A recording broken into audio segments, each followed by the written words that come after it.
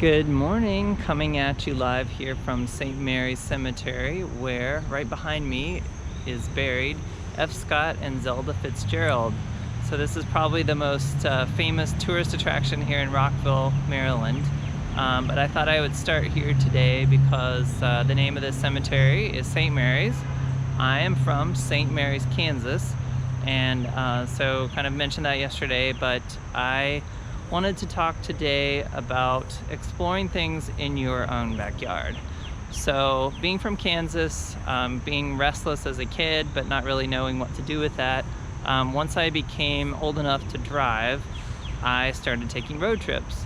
Actually before that, I was the one who was always navigating our family vacations and poring over maps and saying, no, turn left, not right. I don't know how I did that because we did not have GPS back then.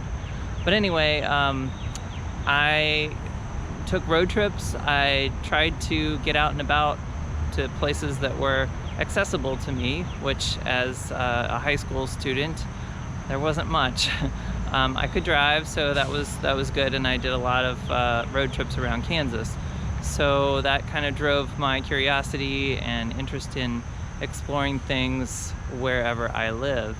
Of course, now in the DC area, I don't do as much as I should, but when I travel, I do tend to find that if I meet up with friends or people that I know, I'll always say, let's go here, and they've said, oh, I've never been here before and I live here. Well, that tends to happen. If you live somewhere for a while, you just kind of get used to where you are. But the point I want to make today is try to go out and explore the things that are in your backyard, because there's tons of stuff that you haven't even seen or don't even know about, or maybe you've seen before and it's been years and years. So go explore it again and see what you can find.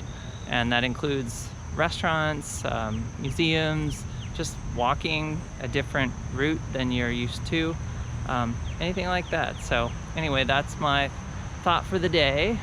So have a great rest of your day, geographers, and we'll see you tomorrow. Bye-bye.